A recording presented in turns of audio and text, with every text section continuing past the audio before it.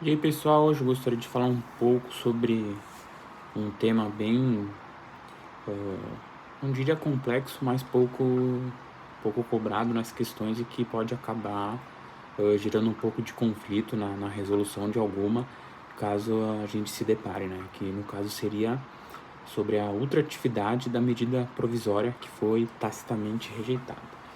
Então, como se sabe, editada uma medida provisória, exige-se que o Congresso o aprove ou rejeite. Só que, como ocorre na maioria das vezes, há a rejeição tácita em razão da medida provisória não ser aprovada no prazo legal de 60 dias, de modo que essa medida provisória é tacitamente rejeitada. No entanto, a dúvida que surge é em relação aos efeitos dessa medida provisória que foi rejeitada. Porque a Constituição Federal, a partir do artigo 62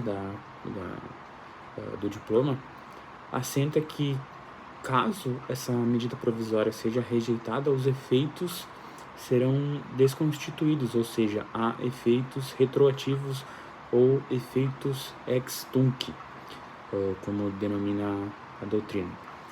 Então, pensando num exemplo que pode gerar um pouco de debate, caso essa medida provisória preveja a previsão de que numa determinada política pública haverá a concessão de um subsídio de, por exemplo, R$ 500 a determinada classe, uma classe vulnerada que tenha debilidade econômica. Sendo revogada essa medida provisória e havendo a desconstituição dos efeitos, haverá necessidade de devolução desses valores?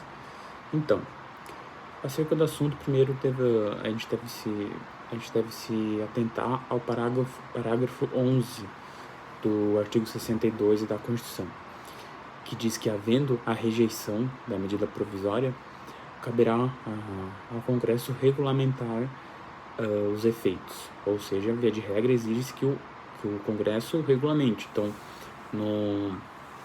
nesse decreto que será editado, o Congresso tem a liberdade de até mesmo assentar a obrigatoriedade da devolução dos valores. No entanto, e como acontece na maioria das vezes, caso não haja a edição desse decreto, haverá aí sim o fenômeno da ultratividade da medida provisória. Por quê? Porque, não havendo esse decreto, prevê a Constituição que a medida provisória continuará discriminando o assunto, ou seja, haverá a ultratividade da medida provisória, porque, como se sabe, a ultratividade é a manutenção dos efeitos, a continuidade dos efeitos de algo que não existe ou que foi revogado. A medida provisória, no caso, como houve a rejeição tácita, não produz mais efeitos. No entanto, em razão dessa omissão do Congresso, há essa ultratividade. Então, em uma prova, principalmente discursiva, em que haja o questionamento no sentido de que houve essa rejeição tácita e não houve nenhuma deliberação do Congresso, e se questione acerca da necessidade da devolução do valor, deverá se responder que não, porque haverá a ultratividade dessa medida provisória que previa justamente essa concessão, esse subsídio, esse benefício.